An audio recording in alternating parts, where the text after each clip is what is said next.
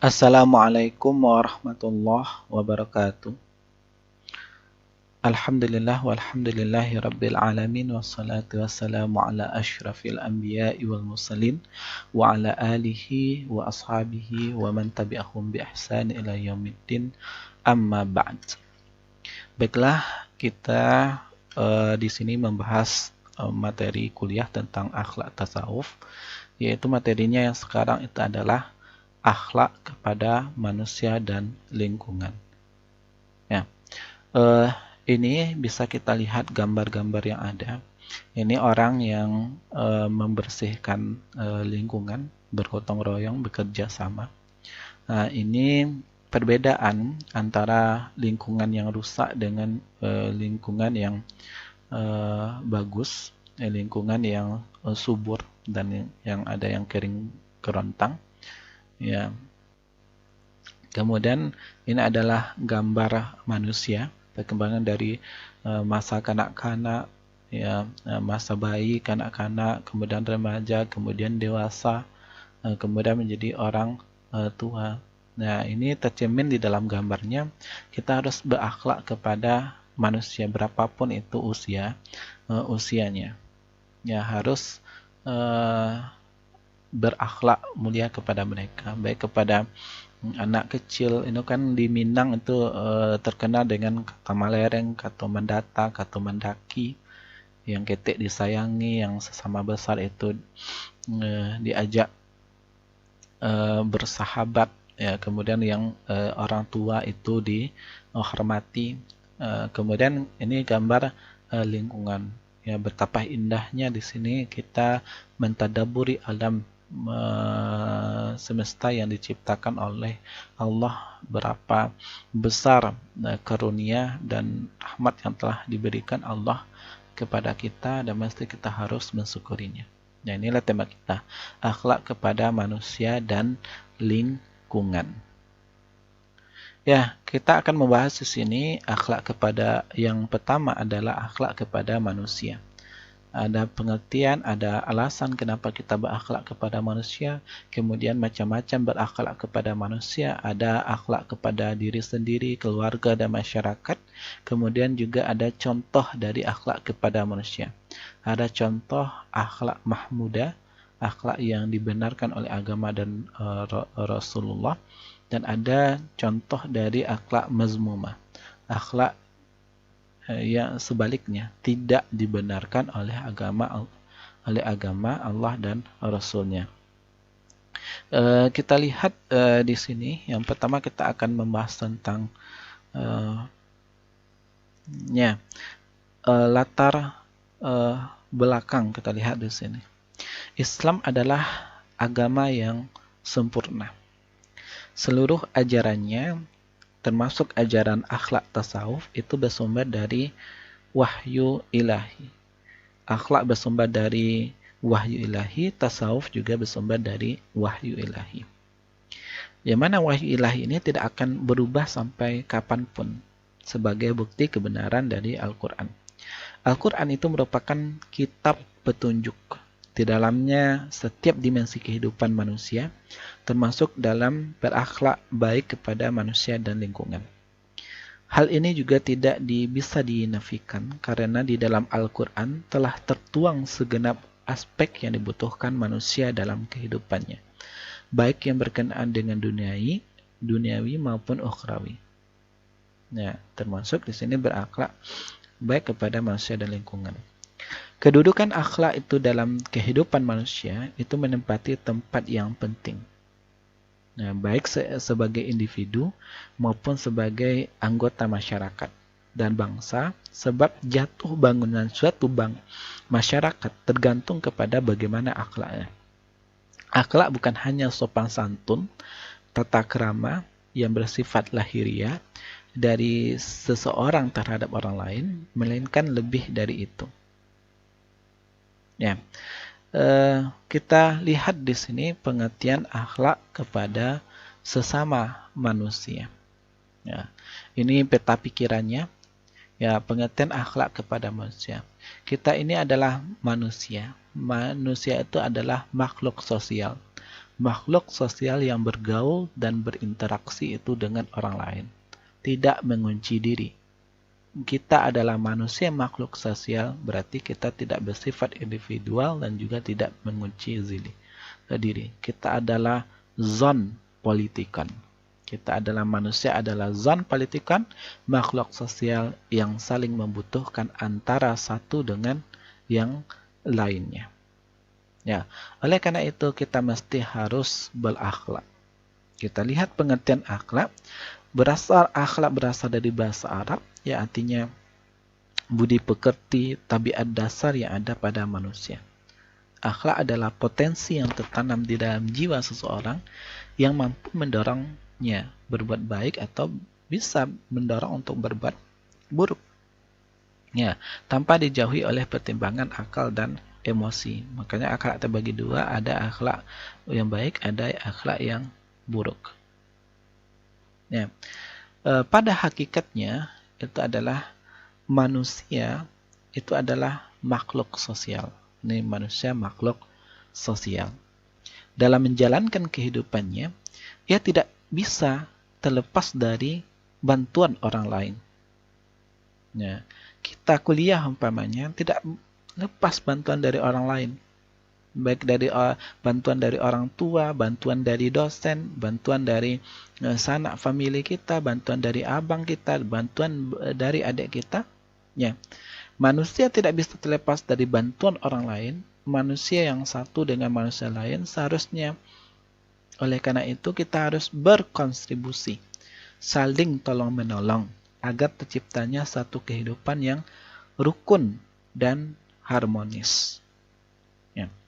Pengertian akhlak itu kepada sesama manusia berarti kita harus berbuat baik kepada sesama manusia. Ya, tanpa memandang kepada siapapun orangnya. Ya, kepada anak kecil, remaja, orang tua atau yang lainnya, atau orang miskin, orang kaya. Kita semuanya itu harus berbuat baik tanpa membedakan antara satu dengan yang lainnya. Ya, sehingga kita mampu hidup dalam masyarakat aman dan tentram.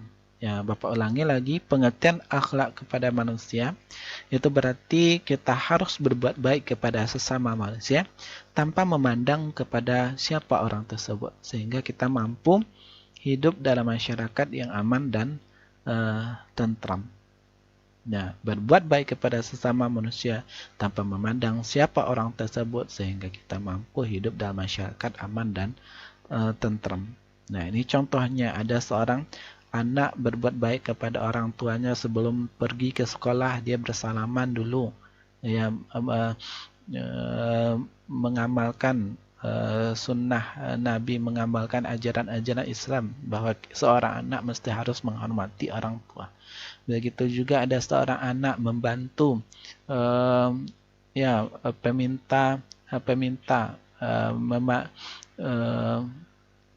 membantu seorang nenek yang meminta-minta yang juga membutuhkan kemampuan. Dan ini juga harus menjadi inspirasi bagi kita agar kita juga ada kepedulian kepada orang lain. Inilah yang dikatakan sebagai makhluk sosial.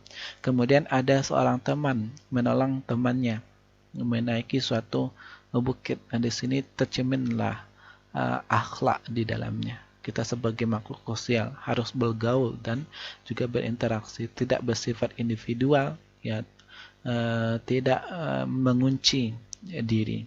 Ya. Salah satu hal yang peran penting dalam pelaksanaan hubungan sosial antar sesama adalah dengan adanya akhlak. Seperti yang diketahui bahwa akhlak yang tidak lain adalah budi pekerti. Ini merupakan sebuah aspek dalam jiwa seseorang yang memicu untuk melakukan sesuatu perbuatan tanpa perencanaan. Artinya perbuatan itu spontan kita lakukan. Ada orang yang membutuhkan bantuan, ya kita ada di jalan umpamanya ada orang yang ingin membutuhkan bantuannya, secara spontan saja kita menolong orang tersebutnya. Ada sampah berserakan, secara spontan saja kita mengambilnya tanpa ada pengaruh dari orang lain. Inilah yang akhlak yang sudah menjadi kebiasaan dalam kehidupan kita sehari-hari. Akhlak ini merupakan hal yang peranannya itu sangat penting, karena akhlak merupakan pembeda antara manusia dengan hewan atau makhluk yang lainnya. Ya.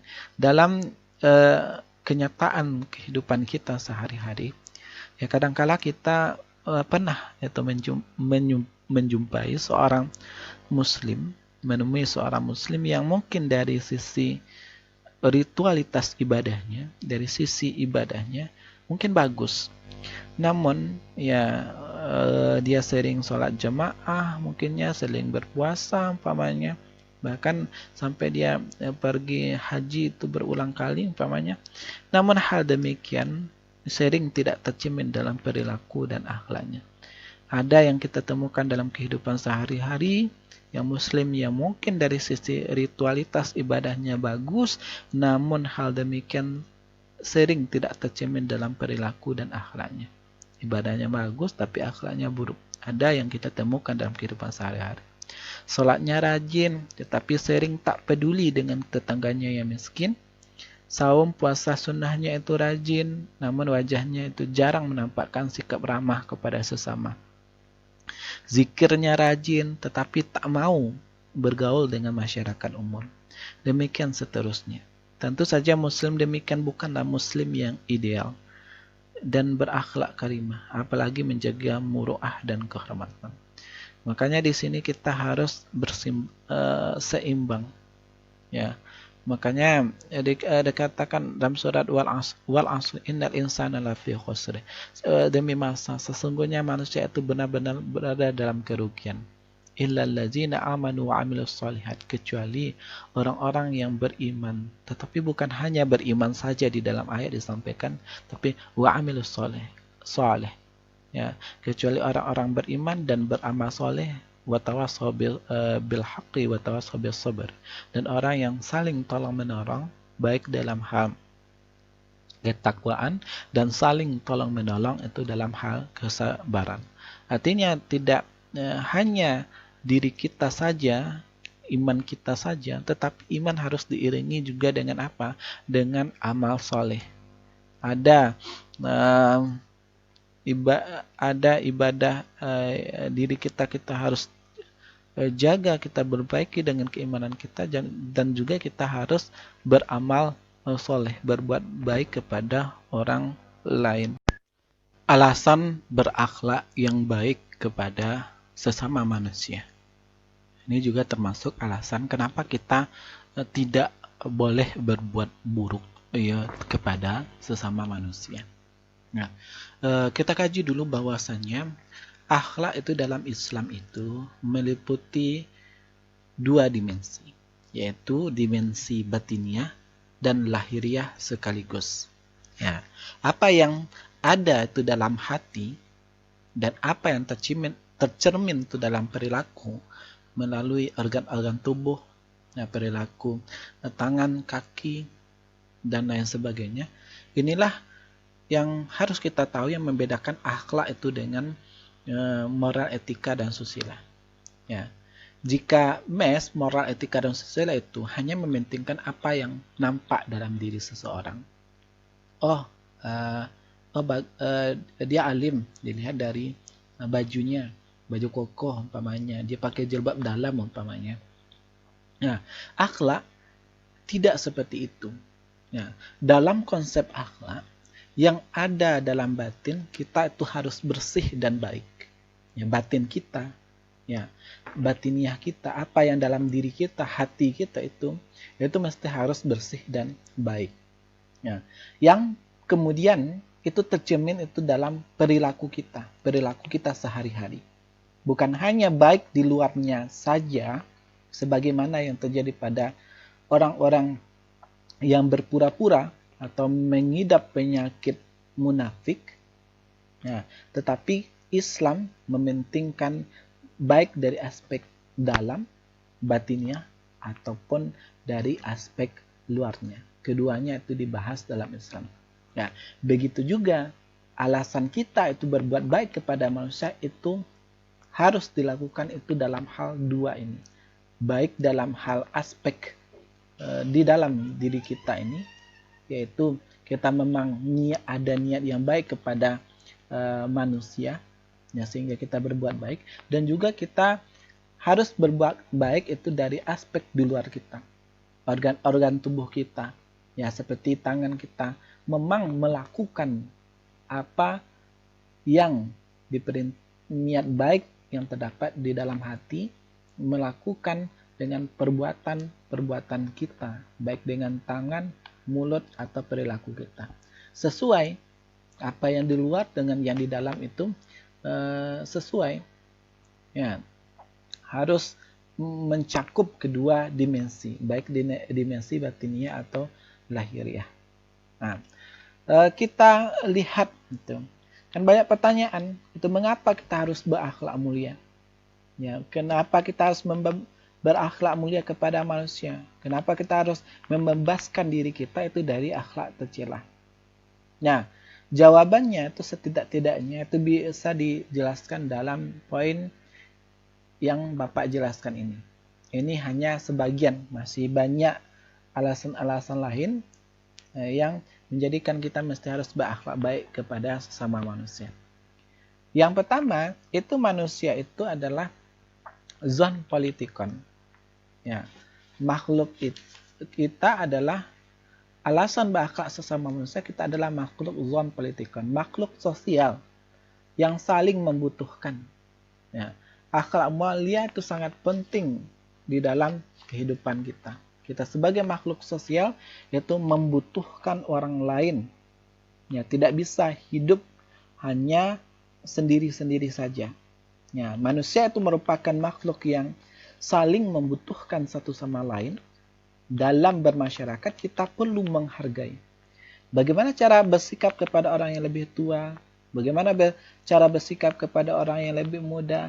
Bagaimana bersikap kepada anak kecil? Nah, ini merupakan alasan mengapa akhlak itu sangat penting bagi sesama manusia. Karena dengan kita berakhlak, maka kita akan dapat saling menguntungkan antara satu yang lain sebagainya, maka kita akan saling bisa menghargai antara satu dengan yang lainnya. Nah, ini ada semacam gambar. Nah, ini antara satu orang dengan orang lainnya itu kita saling membutuhkan. Kita umpamanya makan itu butuh kepada orang petani, maka berbuat baiklah kita kepada petani. Ya, kita butuh ilmu, maka berbuat baiklah kepada guru, kepada dosen. Ya, kita butuh orang lain membantu segala kebutuhan yang kita butuhkan, maka kita harus berbuat. Inilah yang dikatakan makhluk sosial. Maka ada slogan, indahnya hidup itu dalam kebersamaan. Ya, seperti ini gotong di dalam gambar ini, bergotong royong antara sesama masyarakat ya, untuk menghindari penghalang di jalan supaya orang yang berjalan itu lancar. Ya, supaya mobil, motor, supaya tidak ada gangguan itu dalam perjalanan. Maka ya, di sini bermasyarakat bergotong royong untuk membersihkan jalan. Nah, ini yang merupakan menampakkan bahwa kita itu adalah makhluk sosial. Apalagi kita itu sebagai mahasiswa ya, di dalam kampus ini itu perlu Anda itu berorganisasi, mengenal satu dengan yang lainnya. Karena apa? Mau tidak mau Anda akan dihadapkan kepada masyarakat. Ketika Anda di tengah-tengah masyarakat, Anda umpamalah kuliah di IAIN, ya, Anda itu mesti, apalagi yang laki-laki ya, Anda itu mesti kalau disuruh Anda itu ceramah Jumat itu mesti harus pandai. Jangan Anda katakan Anda jurusan ekonomi syariah, Anda jurusan umum di IAIN, Anda jurusan MBS manajemen syariah. Itu tidak ada alasan-alasan Anda kalau Anda diminta untuk ceramah Jumat atau permintaan lain di masyarakat. Ya, Anda harus mencerminkan bahwasanya Anda adalah makhluk sosial, apalagi Anda orang yang berilmu, yang bisa melakukan apa yang dilakukan oleh manusia yang lainnya. Ya. Manusia sebagai makhluk sosial. Manusia adalah makhluk sosial yang hidup bermasyarakat atau yang dikenal dengan zon politikan. Keutuhan manusia akan tercapai, persatuan dan kesatuan manusia itu akan tercapai apabila manusia itu sanggup menyelaraskan perannya sebagai makhluk ekonomi dan sosial. Ya. Sebagai makhluk sosial, Homo socialis, manusia tidak hanya mengandalkan kekuatannya sendiri, tetapi membutuhkan manusia yang lainnya. Ya, sebagaimana kita ingin makan itu butuh petani, kita ingin ilmu butuh guru, butuh dosen. Ya. Kekuatan sendiri tetapi membutuhkan manusia lain dalam beberapa hal tertentu. Misalnya dalam lingkungan manusia terkecil, yaitu keluarga. Esensi manusia sebagai makhluk sosial pada dasarnya adalah kesadaran manusia tentang status dan posisi dirinya adalah kehidupan bersama, serta bagaimana tanggung jawab dan kewajibannya di dalam kebersamaannya. Nah, maka di dalam kehidupan kita sebagai makhluk sosial ada aturan-aturan, norma-norma dan yang harus kita patuhi di dalam kehidupan kita, yang semuanya nanti akan terangkum di dalam akhlak kita kepada sesama manusia. Ya, dengan berakhlak kita baik kepada sesama manusia, ya, ini di dalamnya mencakup ya kewajiban dan tanggung jawab kita kepada sesama manusia, itu dengan cara berakhlak kepada sesama manusia yang lainnya. Kemudian alasan kita harus berakhlak yang baik kepada sesama manusia, bahwasanya akhlak itu adalah bagian dari syariat. Sifat utama, misi utama diutusnya Rasul. Ya. Wama arsalnaka illa rahmatan lil alamin. Dan aku tidak mengutus Rasul Nabi Muhammad kecuali rahmat bagi semesta alam. Ya. Dengan adanya turunkan Rasul Nabi Muhammad, ya, misi utamanya adalah memperbaiki akhlak manusia. Dan di dalam ajaran agama Islam, ya, akhlak itu adalah bagian syariat yang mesti harus kita lakukan. Apa yang diperintahkan dalam Al-Quran dan hadis harus kita kerjakan. Apa yang dilarang di dalam Al-Quran dan hadis harus kita tinggalkan. Yang tidak mungkin dipisahkan. Nah, perintah nampak ketika berbuat jujur. Berbuat jujur muncul ketika muamalah. Nah, salah satu penyebab utama masuk surga dan dicintai oleh Rasulullah. Akhlak yang baik itu diibaratkan buah yang lebat dan manis. Ya, ini buah yang lebat dan manis yang tentunya dihasilkan oleh pohon yang sehat dan kuat. Akar pohon kuat yakni akidah Islam yang kokoh. Batang dan cabang dan daun pohon adalah pelaksanaan syariah. Yang hasilnya nanti adalah akhlak yang baik yang diibaratkan dengan buah yang lebat dan manis. Ya, akhlak bagian dari syariat Islam, hukum syara bagian dari hukum syara, dan tidak akan mungkin dipisahkan dari bagian macam-macam hukum syara. Ya, sebagaimana ibadah di dalamnya ada syariat Islam, di dalamnya ada tergambar bagian dari akhlak. Seperti sholat, ya, inna sholata tanha 'anil fahsya'i wal munkar. Sesungguhnya sholat itu mencegah dari perbuatan keji dan mungkar. Nah, artinya ibadah kan syariat Islam, hukum syara.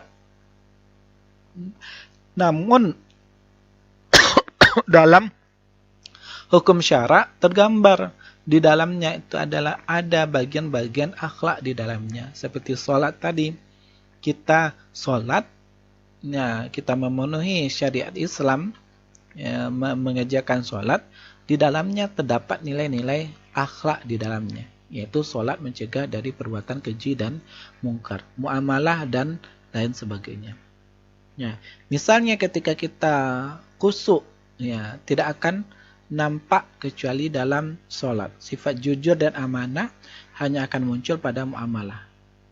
Jadi, akhlak merupakan bagian dari hukum Islam, yakni perintah dan larangan Allah Subhanahu wa taala yang akan nampak ketika melaksanakan amal suatu perbuatan. Kemudian alasan kita berakhlak kepada sesama manusia adalah terciptanya kehidupan yang aman, sejahtera, dan saling menghargai antara satu sama lainnya, dan menjauhi manusia itu dari permusuhan. Tercipta di sini masyarakat madani, masyarakat yang hidup rukun. Dalam usaha membuktikan bahwa Islam merupakan agama perdamaian, setiap kita, setiap muslim itu harus damai di dalam dirinya sendiri. Tidak dikuasai oleh hawa nafsu, tidak dikuasai oleh amarah, tidak dikuasai oleh kebencian. Untuk berdamai dengan diri sendiri, setiap muslim itu harus hidup damai dengan Tuhannya. Dan harus betul-betul menyerahkan diri, taslim kepada Allah Subhanahu wa taala. Ia harus meninggalkan seluruh hawa nafsu, angkara murka, tidak boleh merasa paling benar, dan tidak boleh memaksa orang lain dengan kekerasan untuk tunduk kepadanya. Hanya dengan mewujudkan perdamaian dalam diri masing-masing, perdamaian di antara manusia dan lingkungan hidup dapat diciptakan. Kalau kita merujuk kepada ayat di sini, wallazi anzala sakinata fi qulubil mu'minin, dialah yang menurunkan ketenangan itu di dalam hati orang-orang mukmin, ya. Liyazdada as-sakinah, dialah Allah yang telah menurunkan ketenangan, kedamaian, sakinah ke dalam hati orang-orang yang beriman, supaya bertambah keimanan mereka di samping keimanan yang telah ada. Dan Allah lah, dan kepunyaan Allah lah tentara langit dan bumi. Wa kana Allahu aliman hakim, dan sesungguhnya Allah itu maha mengetahui dan maha bijaksana. Kita ini dilahirkan di zaman akhir ini, zaman milenial, zaman now ini. Kita itu bukan nabi, kita bukan rasul, tetapi manusia yang biasa, yang sering lupa, hilaf, atau berbuat salah. Kesalahan dengan Allah itu ditutup dengan taubat, menyesali, menarik, dan berjanji tidak mengulangi lagi. Kesalahan dengan sesama manusia atau dosa, dan yang lainnya, atau dosa sosial, hanya dengan minta dimaafkan dan dihalalkan. Jangan sampai kita menjadi orang muflif. Dalam bahasa agamanya bangkrut. Jangan sampai bangkrut. Ya. Untuk itu, kalau kita itu menjadi seorang pejabat RT, RW, camat, ya, itu kan nanti kan banyak profesi. Bisa jadi kita jadi RT, jadi camat, bisa jadi di antara kita ada yang jadi menteri, dan bahkan bisa tidak tertutup kemungkinan bisa ada yang jadi presiden. Itu kita wajib, ya, untuk meminta maaf, ya, kepada orang lain yang pernah kita lukai hatinya, pernah berbuat kesalahan kepada orang lain. Kita harus meminta maaf sehingga tercipta kehidupan yang sejahtera, sehingga kita bisa saling menghargai antara satu lainnya, dan kita terjauh dari hal permusuhan. Bahwasanya tidak enak kalau kita itu banyak musuh. Makanya yang dicari itu adalah kawan, bukan lawan.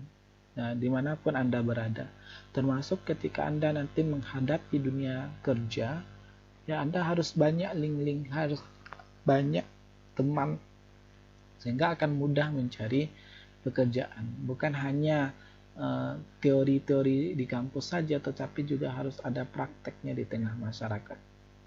Ya. Kemudian manfaat kita berakhlak yang baik kepada sesama manusia, ya, akhlak kita menjadi salah satu ukuran baik dan buruk seseorang. Ukuran sempurna keimanan atau berat timbangannya di akhirat. Nah, ini gambar-gambar yang telah Bapak berikan di sini. Ini semacam ilustrasi bahwasannya kita harus mempertimbangkan bukan hanya bahagia di dunia saja, tetapi juga kita harus bahagia di akhirat. Nah, kita ada dua potensi yang terdapat dalam diri kita. Ada potensi baik, ada potensi buruk. Yang baik akan menghasilkan pahala, kebahagiaan. Yang buruk akan menghasilkan dosa. Yang amal saleh akan membawa kita kepada surga, yang amal buruk akan membawa kita kepada neraka. Nah, maka baik dan buruk itu pilihan bagi kita, maka pilihlah yang baik, jauhkan yang buruk. Jadilah kita orang-orang yang bertakwa. Apa itu orang yang bertakwa? Orang yang mematuhi perintah Allah dan Rasulnya dan menjauhi larangan Allah dan Rasulnya. Apapun nanti pengaruh-pengaruh baik dan pengaruh dari diri kita sendiri, dari hawa nafsu yang kita miliki, atau pengaruh dari luar, dari setan atau ya teman-teman yang jahat, yang harus kita hindari. Artinya diri kita mesti harus mempunyai benteng, ya, yang benteng yang akan menjaga kita agar terus istiqomah berada pada jalan yang lurus. Ihdinas siratal mustaqim. Jalan yang lurus itu kita konsisten, ya, kita selalu mendekatkan diri kepada Allah Subhanahu wa Ta'ala, kapanpun dan dimanapun, ya, agar iman kita sempurna, agar timbangan kebaikan kita lebih berat daripada keburukan kita, sehingga kita selamat dunia dan akhirat. Karena orang mukmin yang paling sempurna imannya adalah yang paling baik akhlaknya. Iman itu selalu dikaitkan dengan akhlak, maka kita juga harus memperbaiki akhlak. Di antara hadis Nabi, barang siapa yang beriman kepada Allah dan hari akhir, maka hendaklah ia berkata baik dan diam. Barang siapa beriman kepada Allah dan hari akhir, maka hendaklah memuliakan tetangganya. Barang siapa yang beriman kepada Allah dan hari akhir, maka hendaklah ia memuliakan tamunya. Banyak perintah-perintah yang di dalam hadis ataupun di dalam Al-Quran yang pada dasarnya ini menunjukkan bahwa sangat pentingnya kita berakhlak yang baik kepada sesama manusia. Dan akhlak yang baik inilah sebagai salah satu ukuran, ya, penentu kita selamat di dunia dan akhirat. Dan sangat banyak hadis di dalam hadis Rasulullah yang mengecam orang yang berakhlak buruk dan menyebutnya itu tidak beriman. Rasulullah SAW bersabda, demi Allah tidaklah beriman, demi Allah tidaklah beriman, demi Allah tidaklah beriman, sampai 3 kali. Mereka itu para sahabat itu berkata, apa itu wahai Rasulullah? Rasulullah SAW bersabda, yaitu seseorang yang tetangganya tidak bisa aman dari perbuatan buruknya. Mereka bertanya, wahai Rasulullah, ya, apa itu bawair, kejelekan dan kejahatannya? Nah, selanjutnya, alasan kita berakhlak yang baik kepada sesama manusia adalah bahwa berbuat baik kepada manusia itu adalah salah satu sebab itu diterimanya dakwah yang kita sampaikan. Akhlak yang baik itu merupakan faktor utama bagi keberhasilan dakwah. Ya, kalau kita akhlak yang buruk, berakhlak yang buruk, otomatis dakwah kita itu tidak akan berhasil. Kalau kita memiliki akhlak yang buruk, makanya perlu akhlak yang baik, karena akhlak yang baik merupakan faktor utama bagi keberhasilan dakwah. Baik itu dakwah di dalam dunia digital, atau dakwah ceramah dan lain sebagainya di media sosial dan lain sebagainya, atau ceramah langsung khutbah Jumat Idul Fitri, adalah ceramah pada hari bulan Ramadan, pada bulan Ramadan, atau mengisi pengajian dan lain-lain sebagainya. Semua ini ya harus diiringi dengan akhlak. Kita harus terlebih dahulu mencontohkan akhlak yang baik kepada manusia. Kabura maqtan 'indallah an taqulu ma la taf'alun. Amat besar kebencian Allah kamu mengatakan apa yang tidak kamu kerjakan. Fabima rahmatin minallah, maka disebabkan oleh rahmat dari Allah, disebabkan rahmat itu dari Allah, fabima rahmatin minallah, kamu berlaku lemah lembut, lintalahum, kamu berlaku lemah lembut terhadap mereka, lintalahum, terhadap mereka. Walau kunta fazzan ghalizal qalbi, sekiranya kamu itu bersikap keras, ya, lagi berhati kasar, ini berhati kasar, ghalizal qalbi, berhati kasar, yang fazan ini bersikap keras. Nah, jika sekiranya kamu itu bersikap keras, lagi berhati kasar, tentulah lanfatu min haulika, tentulah mereka akan menjauh diri dari sekelilingmu, menjauhkan diri dari sekelilingmu.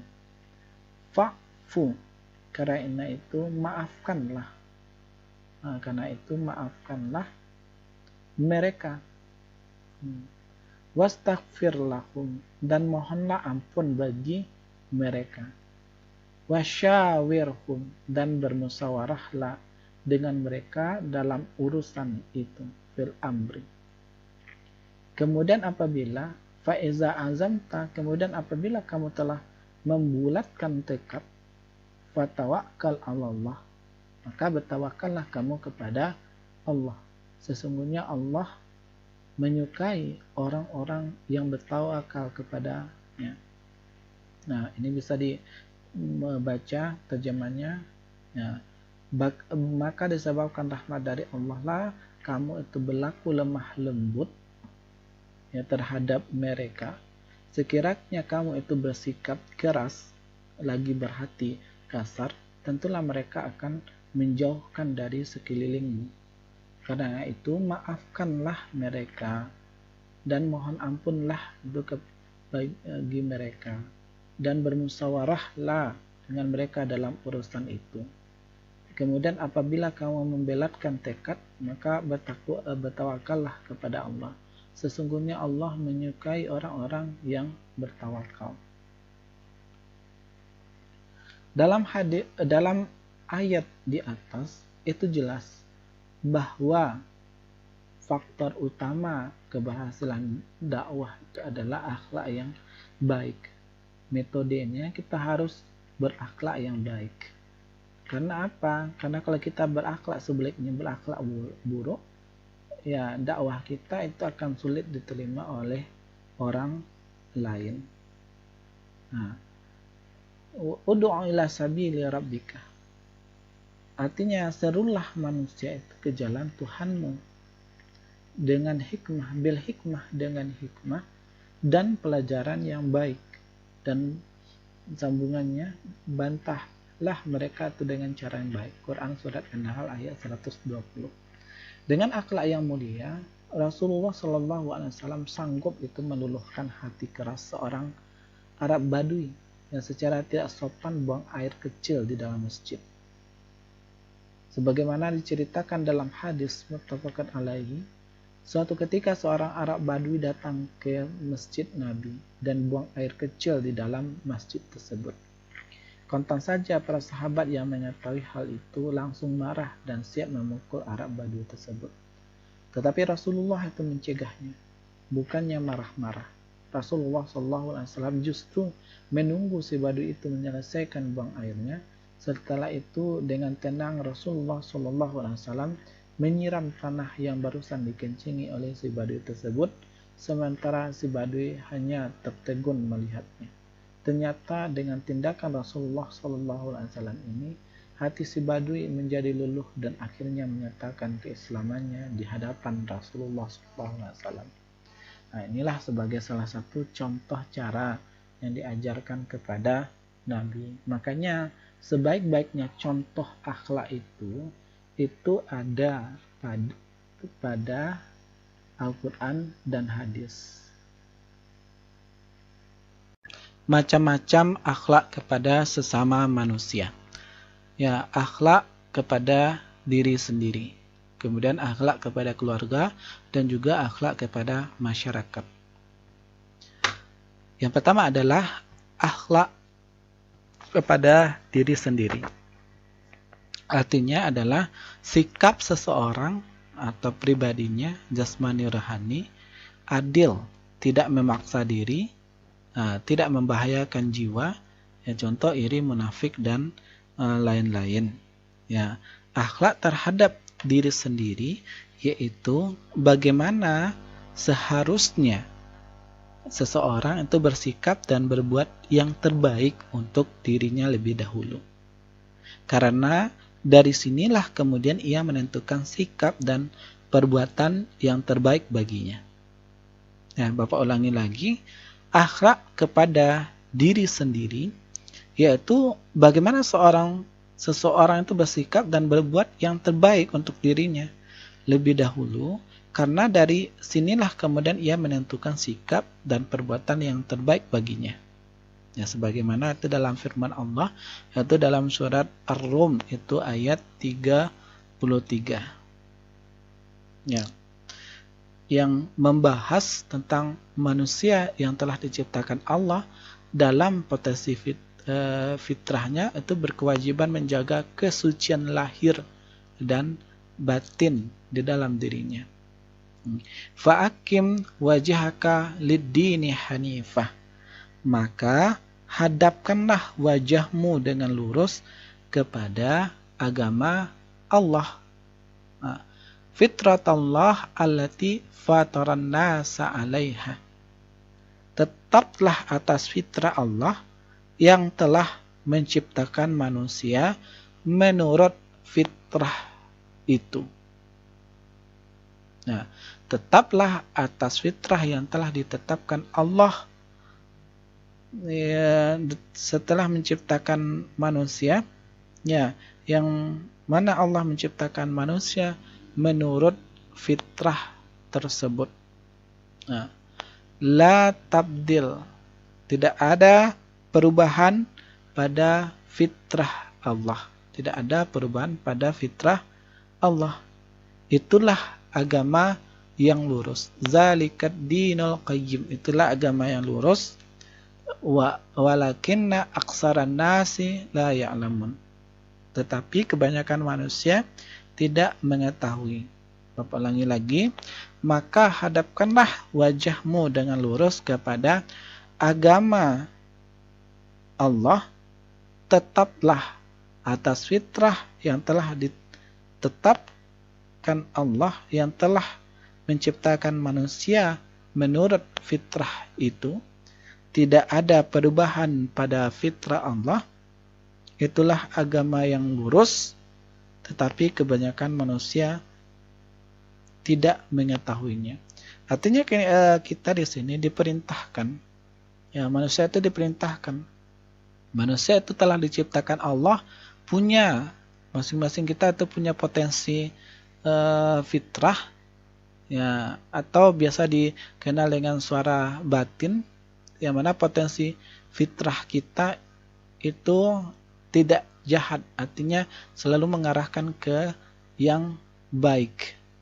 Ya, itulah yang sebagai contoh anak kecil umpamanya. Anak kecil itu pada dasarnya itu tidak bisa berbohong. Nah, tetapi karena pengaruh lingkungan, ya dia berbohong karena pengaruh lingkungan. Padahal fitrah dasarnya dia tidak berbohong. Ya, maka kewajiban kita di sini adalah menjaga fitrahnya kita ini, menjaga kesucian lahir dan batin kita. Ya, anak kecil yang baru lahir itu kan tidak berdosa. Nah, maka kita remaja kecil, remaja dewasa, menjadi orang tua, menjadi kakek-kakek, kita harus menjaga fitrah kita agar fitrah kita ini sama dengan fitrah kita yang baru lahir, tidak berdosa. Berusaha bagaimana kita self management, ya, memanage diri, ya, menghindari perbuatan-perbuatan maksiat dan melakukan perbuatan-perbuatan yang positif yang bermanfaat bagi kita, keluarga kita, bermanfaat bagi masyarakat, ya, negara dan agama dan bangsa. Kemudian yang kedua, yaitu macam-macam akhlak kepada manusia adalah akhlak yang baik itu kepada keluarga. Suatu sikap yang kita berikan secara spontan, ya, karena arti dari akhlak itu adalah perbuatan yang dilakukan itu secara spontan, ya, kepada keluarga atau karib kerabat, suatu ikatan atau punya kedekatan atau pertalian darah. Nah, makanya bahasa yang digunakan Al-Quran adalah zawil kurba, ulul arham. Terwujud, ya, artinya keluarga itu bukan hanya kita yang ibu, bapak, adik atau kakak kita, bukan hanya itu. Tetapi kalau kita merujuk kepada kata-kata Al-Quran, zawi kurba, ulul kurba, ulul arham, itu adalah keluarga besar. Ya, termasuk nenek kita, termasuk family kita, sanak-sanak kita, ya, ikatan keluarga kita. Nah, makanya yang maksud adalah keluarga atau karib kerabat, ya, yang mempunyai suatu ikatan, yang punya kedekatan dan pertalian darah, ya, dan terwujud dengan mudah dan pertimbangan. Ya, kita mudah berbuat baik kepada kemenakan kita, ya, kepada abang kita, kepada orang tua. Ini sudah menjadi kebiasaan kita sehari-hari. Ya, kita dikenal baik di lingkungan kita, di keluarga kita, dan itu terus istiqamah, continue, terus kita lakukan itu secara terus menerus. Ya, itu yang dimaksud dengan akhlak kepada keluarga. Akhlak kepada keluarga yaitu sikap jiwa menghormati dan menyayangi keluarga, terutama orang tua, baik yang masih hidup maupun yang sudah meninggal. Ya, terdapat dalam firman Allah, ya ayyuhalladzina amanu qu anfusikum wa ahlikum nara. Hai orang-orang yang beriman, peliharalah dirimu dan keluargamu itu dari api neraka. Waku duhan nas wal hijara. Yang bahan bakarnya adalah manusia dan batu. Alaiha malaikatun ghilazun syidadun la ya'suna Allah ma amarahum wa yaf'aluna ma yu'marun.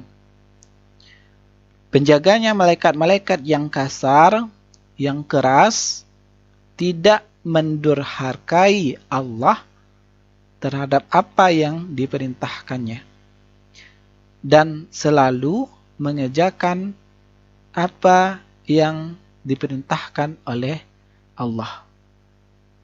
Nah, di sini, ya, di dalam surat At-Tahrim ayat 6 ini, ya, kita diperintahkan untuk membiasakan menghormati, menyayangi, ya, bersikap sopan santun, ya, kepada keluarga kita. Ya, baik termasuk di sini adalah kepada kedua orang tua kita, baik keadaan hidup ataupun sudah meninggal. Ini sebagai contoh. Di sini juga ada contoh yang seorang anak itu menolong orang tuanya itu bekerja. Ya, seorang anak yang memberikan minuman kepada bapak, nah, kepada orang tuanya. Ya, seorang anak menolong orang tuanya itu bekerja di ladang. Yang seorang anak itu mencuci. Ya, ini sebagai contohnya. Dan contoh lain sebagainya di hak keluarga, kita juga membantu rumah dan lain sebagainya. Ini semua sebenarnya Anda sebagai mahasiswa itu semuanya sudah tahu. Nah, tinggal kita mempraktekkan. Jangan kita bermalas-malasan. Nah, jangan kita sampai malas membantu keluarga kita, terutama itu membantu orang tua kita. Jadilah kita keluarga cendana, ya, happy, menjadi happy family. Kemudian yang selanjutnya, macam akhlak kepada sesama manusia adalah berakhlak yang baik kepada masyarakat. Ya, apa itu masyarakat? Itu sekelompok orang yang berada di sekitar kita, bisa jadi itu tetangga kita dalam satu komunitas atau lingkungan dan kehidupan tertentu. Quran surat An-Nisa ayat 36. Ya, sembahlah Allah, ya, sembahlah Allah, wa'budullah, sembahlah Allah, dan janganlah kamu mempersekutukannya, wala tusyriku bihi syai'a, jangan kamu mempersekutukannya dengan sesuatu pun, dan berbuatlah baiklah, wabil walidaini ihsana, dan berbuat baiklah kepada orang ibu bapak, karib kerabat, wabizul kurba, karib kerabat, wal yatama, dan anak-anak yatim, wal masakin, dan orang-orang miskin, wal jaril kurba, tetangga dekat, dan wal jaril junub, dan tetangga yang jauh, dan wasahibil bil jambi, dan teman sejawat, nah, wabni sabil, dan ibnu sabil, dan hamba sahaya. Hamba sabil itu orang yang mengadakan itu perjalanan musafir, dan hamba sahaya, sesungguhnya innallaha la yuhibbu man kana mukhtalan fakhura, sesungguhnya Allah tidak menyukai orang-orang yang sombong dan membanggakan diri. Kita lihat di sini, ya, akhlak kepada masyarakat, kita juga bisa mengambil makna dari ayat ini, ya, adalah sikap atau jiwa itu menghormati dalam komunitas bertetangga, menghormati dalam komunitas lingkungan atau kehidupan yang ada di sekitar kita, baik itu tetangga dekat atau orang yang mempunyai ikatan agama, tetangga jauh, atau yang dimaksud dengan tetangga jauh selain dari tetangga yang bukan mempunyai ikatan agama, tetapi menjadi tetangga kita dalam sebuah komplek atau kampung tempat tinggal. Setiap orang yang rumahnya bertetangga dengan kita, mereka mempunyai hak tetangga dari kita. Menghormati tetangga merupakan contoh toleransi itu di dalam Islam. Nah, ini sebagai contohnya macam-macam akhlak kepada masyarakat. Adanya kita saling tolong menolong antara satu dengan yang lainnya. Ya, baik dalam hal memberikan bantuan kepada masyarakat, orang kaya memberi bantuan kepada orang miskin atau orang yang membutuhkan. Ini contoh-contoh gambarnya, apalagi di masa pandemi COVID-19 pada saat sekarang ini. Ya. Contoh dari akhlak mahmudah dan mazmumah. Yang pertama adalah contoh dari akhlak mahmudah. Akhlak mahmudah itu akhlak terpuji, akhlak mulia, akhlak baik, akhlak yang dibenarkan oleh agama Allah dan Rasul. Sedangkan sebaliknya, akhlak mazmumah itu adalah akhlak tercela, akhlak yang buruk, akhlak yang tidak dibenarkan oleh agama Allah dan Rasulnya. Lawan dari akhlak mahmudah, yaitu mazmumah. Contoh-contoh dari akhlak mahmudah, ya, ini diantaranya, tapi kita terlebih dulu mesti harus menjelaskan ya apa itu yang disebut dengan akhlak mahmudah. Ya, akhlak mahmudah itu adalah atau disebut juga dengan akhlak terpuji.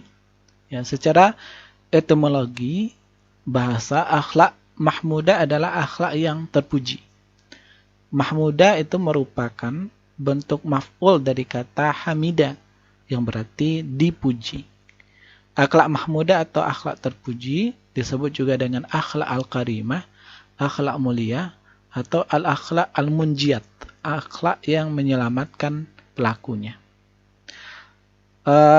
Kalau kita melihat pengertian akhlak mahmudah secara istilah, itu ada beberapa para pendapat pada ulama.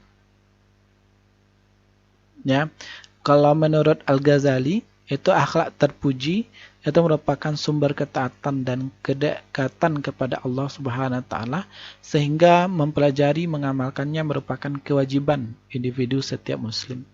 Menurut Ibnu Qayyim, pangkal akhlak terpuji adalah ketundukan dan keinginan yang tinggi.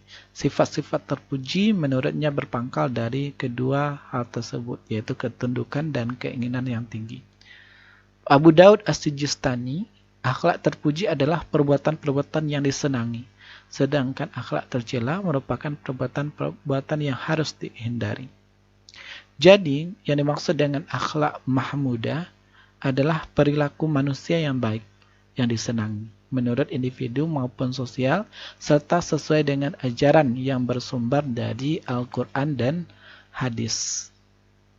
Dalam menentukan akhlak terpuji, itu para ulama merujuk pada ketentuan Al-Quran dan hadis, sesuai dengan konsep baik dan buruk dalam pandangan Islam.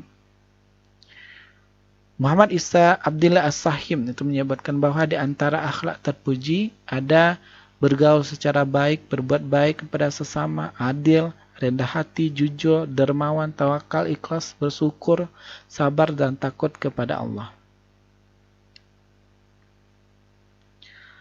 Banyak contoh sebenarnya dari akhlak terpuji terhadap sesama manusia yang dapat kita terapkan itu dalam kehidupan sehari-hari. Ya, di antaranya ini yang Bapak jelaskan. Ada yang namanya shafaqah. Shafaqah itu adalah sikap jiwa yang selalu ingin berbuat yang baik ya kepada manusia yang lainnya. Ya, contoh di belakang ini atau yang di bawah ini. Nah, ini contohnya. Ini contohnya berbuat baik kepada sesama manusia yang lainnya.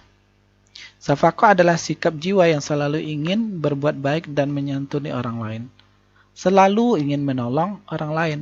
Selalu ingin membahagiakan orang lain. Selalu ingin menyantuni orang lain. Inilah yang dikatakan shafaqah. Sikap jiwa yang selalu ingin berbuat positif dan mempunyai rasa belas kasih sayang itu kepada orang lain. Kemudian lanjut kepada kasmu al-ghaizi. Nah, kasmu al-ghaizi ini adalah upaya menahan emosi agar diri itu tidak dikuasai oleh perasaan marah. Upaya untuk menahan emosi agar tidak dikuasai oleh perasaan marah terhadap orang lain. Kemudian lanjut kepada ta'awun. Ta'awun artinya itu tolong. Ta'awun itu gotong royong, saling tolong menolong antara satu dengan yang lainnya. Gotong royong itu sesama manusia. Itu saling menolong. ta'awanu 'alal birri wat taqwa wa la ta'awanu 'alal ismi wal 'udwan. Saling tolong menolonglah kamu dalam hal kebaikan dan takwa, dan janganlah kamu saling tolong menolong dalam hal keburukan dan dosa. Kemudian itu dilanjutkan dengan tawadu. Ya, tawadu itu artinya, ya kalau ditinjau dari segi bahasa, tawadu artinya rendah hati atau merendahkan diri, sedangkan menurut istilah tawadu adalah sikap seseorang yang senantiasa merendahkan diri dan hatinya di hadapan Allah. Merendahkan diri hatinya di hadapan Allah.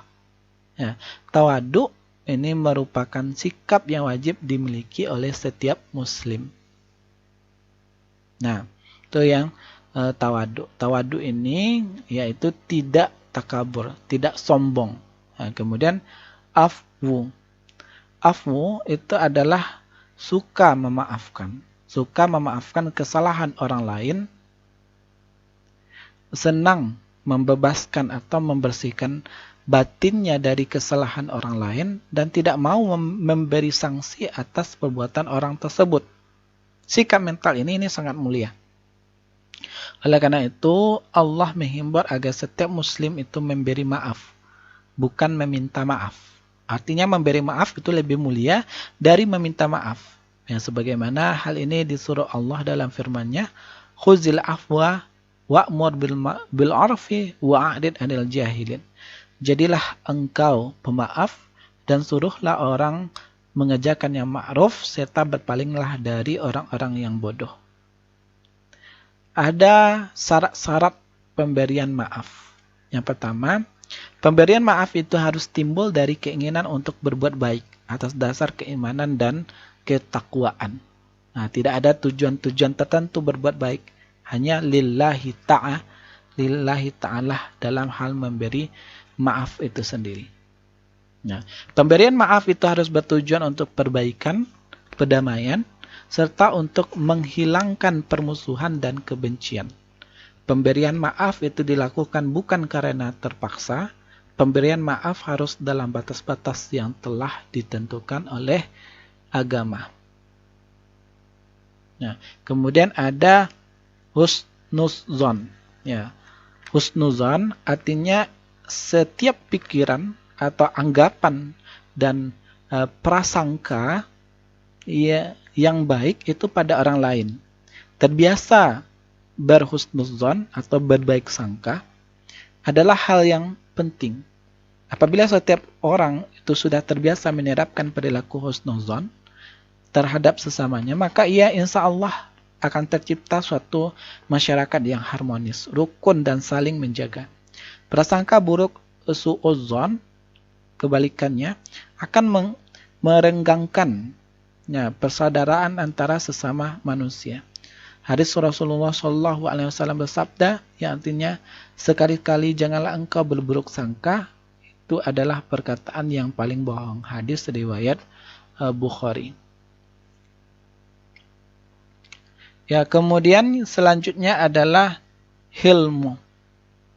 Nah, yang artinya adalah sikap atau jiwa yang lemah lembut itu terhadap orang lain, sehingga perkataan dan perbuatannya itu mengandung kesopanan yang mulia. Nah, kemudian ada al-ikhwah. Ya, al-ikhwah adalah sikap jiwa yang selalu ingin berhubungan baik dan bersatu dengan orang lain. Nah, ini al-ikhwah ini punya jiwa persaudaraan yang selalu ingin berhubungan baik, bersatu dengan orang lain. Rasa persaudaraan, apalagi rasa persaudaraan sesama muslim. Kemudian ada an-nasihah. An-nasihah ini untuk memberikan petunjuk-petunjuk yang baik kepada orang lain dengan menggunakan perkataan yang baik. Kemudian ada tasamuh. Ya, tasamuh itu adalah toleransi, yaitu suatu sikap saling menghargai, suatu sikap saling memahami, bertenggang rasa terhadap orang lain. Yang namanya Islam itu sangat menganjurkan umatnya untuk bertasamuh. Yang dianjurkan dalam Islam adalah tasamuh dalam kebaikan saja, tidak untuk kejahatan. Rasulullah telah bersabda, jadilah kalian hamba Allah yang bersaudara. Nah, tenggang rasa, saling menghormati, menghargai itu sesama manusia. Kemudian afwu. Afwu itu adalah sikap yang membebaskan atau membersihkan hati dari kesalahan orang lain, memaafkan kesalahan orang lain. Akhlak mazmumah, ya sebaliknya, akhlak lawan dari akhlak mahmudah. Kalau mahmudah dibenarkan oleh agama dan agama Allah dan Rasulnya, sedangkan yang namanya mazmumah tidak dibenarkan oleh Allah dan Rasulnya. Hal-hal yang dilarang di dalam Al-Quran dan hadis Nabi. Mazmumah, sifat-sifat yang tercela. Secara etimologi, kata mazmumah itu berasal dari bahasa Arab yang artinya itu tercela. Oleh karena itu, akhlak mazmumah artinya akhlak tercela. Semua perbuatan yang bertentangan dengan akhlak terpuji disebut dengan akhlak tercela. Akhlak tercela merupakan tingkah laku yang dapat merusak keimanan seseorang dan menjatuhkan martabat sebagai manusia. Akhlak tercela juga menimbulkan orang lain tidak suka terhadap perbuatan tersebut. Akhlak tercela adalah akhlak yang bertentangan dengan perintah Allah. Dengan demikian, pelakunya itu mendapatkan dosa karena mengabaikan perintah Allah. Adapun dosa yang dilakukan oleh para pelakunya, ini dikategorikan menjadi dua, yaitu dosa besar dan dosa kecil. Nah, kemudian kita lihat di sini contohnya.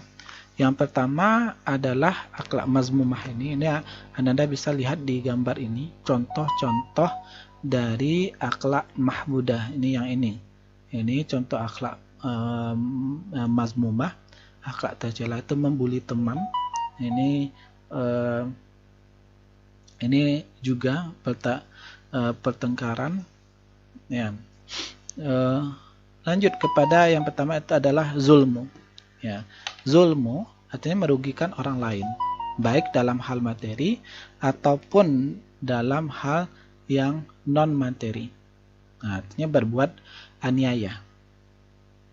Zulmu ya diartikan itu berbuat aniaya kepada orang lain, baik kerugian dalam hal kerugian materi ataupun non materi. Kemudian ada ghadab. Ada kondisi emosi seseorang yang tidak dapat menahan kesabaran. Atau bisa juga diartikan ghadab itu adalah marah. Ya, mudah marah. Yang tidak dapat menahan kesabarannya. Sehingga menonjolkan sikap dan perilaku yang tidak menyenangkan orang lain. Kemudian al-bukhlu adalah tidak mau memberi nilai materi atau jasa kepada orang lain. Ini bakhil. Atau biasa yang kita kenal di sini adalah orang yang pelit. Ya, sikap mental pelit dalam menggunakan harta atau kikir atau bakhil. Nah, kekikirannya terjadi untuk dirinya sendiri dan orang lain, atau sikap hemat yang berlebihan sehingga ia memilih menanggung kekurangan dalam memenuhi kebutuhan daripada hartanya berkurang. Sikap ini berakibat kepada terjadinya dusta untuk menyelamatkan hartanya dari jangkauan sosial. Kikir juga dapat diartikan suatu sikap yang tidak mau memberikan nilai materi dan jasa kepada orang lain. Berarti kikir itu bukan hanya dalam hal materi saja, tetapi juga dalam hal jasa. Tidak mau memberikan jasanya kepada orang lain, itu juga disebut dengan kikir. Nah, kemudian di sini dendam. Dendam itu adalah keinginan keras dalam hati untuk membalas kejahatan. Kemudian ghibah. Ya. Ghibah ini ada membicarakan keburukan seseorang kepada orang lain atau mempergunjingkan. Ya. Baik orang itu mendengar atau tidak mendengar. Seandainya orang itu mendengar dirinya dibicarakan, tentu ia akan memperlihatkan ketidaksenangannya. Ya. Ghibah suka membicarakan keburukan orang lain atau mengupat. Kemudian al-asar. Al-asar di sini adalah bersikap sombong. Al-asar, bersikap sombong, menampilkan kesombongan baik dilihat dari tingkah lakunya maupun perkataannya. Sikap perilaku yang menampilkan kesombongan. Kemudian al-namimah. Ya. Al-namimah berarti di sini ada memindahkan perkataan seseorang ke lain untuk merusak hubungan sosial keduanya. Atau biasa diistilahkan itu mengadu domba, mengadu-ngadu. Salah satu penyakit spiritual yang senang menyebarkan isi pembicaraan seseorang kepada orang lain dengan maksud membangkitkan emosi mereka terhadap seorang tadi. Untuk tujuan ini, ia selalu menambah-nambah isi pembicaraan orang atau mengurangi dengan tidak membeberkan pembicaraan yang baik. Sehingga apa yang disampaikan itu menarik untuk didengar, apalagi disampaikan dengan bahasa mimik retorika yang baik dan indah. Orang ini disebut juga dengan provokator yang sering menimbulkan kerusuhan dan kekacauan masyarakat di berbagai daerah. Allah dari dahulu telah mengingatkan bahaya kegiatan orang seperti itu yang disampaikan di dalam ayat itu surat Al-Baqarah ayat 204. Wa minan nas may yu'jibuka qauluhu, dan di antara manusia itu ada orang yang ucapannya tentang kehidupan dunia menarik hatimu, fil hayati dunya wa yushhidullah ala ma fi qalbihi, dan dipersaksikan kepada Allah atas kebenaran isi hatinya. Wa huwa aladdul hisam, padahal ia adalah penantang yang paling keras. Karena perbuatan ini dapat mengganggu keamanan dan ketentraman kehidupan bersama, maka Allah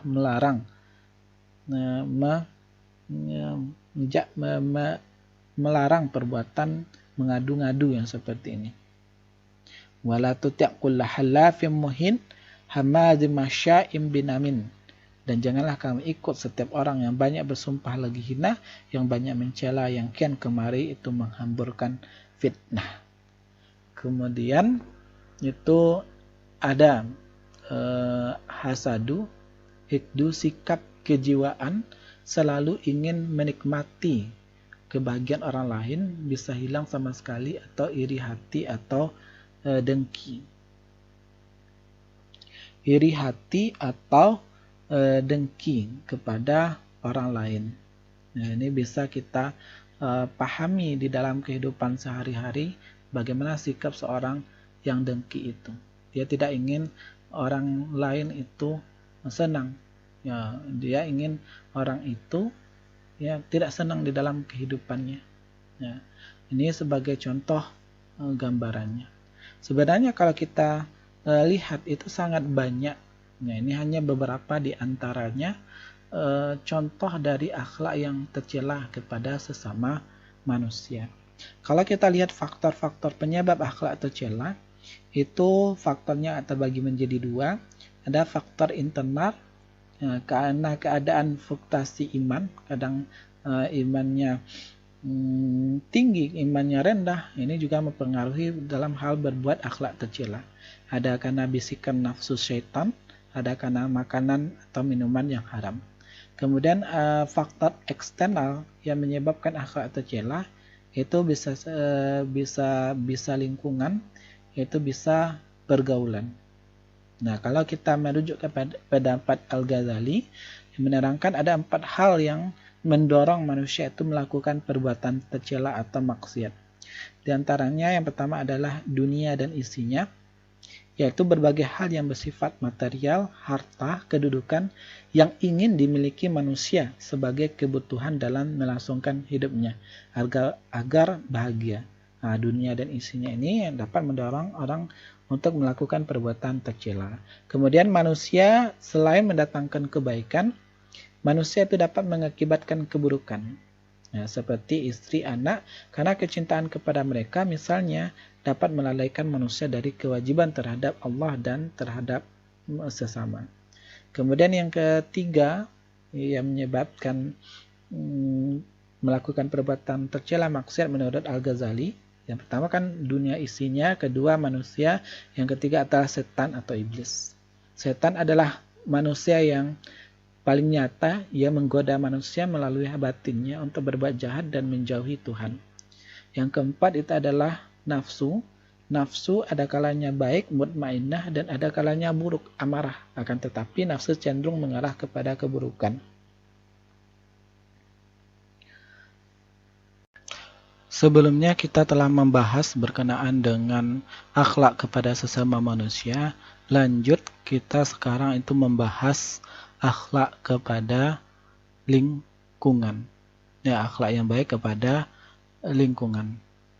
Pengertian, kita lihat dulu lingkungan adalah segala sesuatu yang berada di sekitar manusia, baik binatang, tumbuhan, atau benda mati, dan lain-lainnya. Itu lingkungan. Yang lingkungan itu holik, itu mengandung makna tata perilaku seseorang. Akhlak kepada lingkungan itu mengandung makna, itu adalah tata perilaku seseorang terhadap lingkungannya.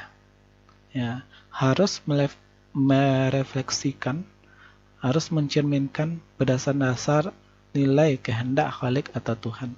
Karena lingkungan itu diciptakan oleh Tuhan, itu mengandung makna bahwa lingkungan diciptakan untuk manusia, maka manusia itu harus bertata perilaku yang baik terhadap lingkungan. Ya. Dan perilaku yang baik seperti apa yang dimaksud? Yaitu perilaku akhlak yang baik yang merefleksikan berdasarkan nilai-nilai kehendak Khalik. Artinya, apa yang diperintahkan Allah kepada manusia untuk menjaga lingkungan hidup, ya kita harus jaga. Apa saja perintah-perintah Allah untuk lingkungan. Kemudian apa saja larangan Allah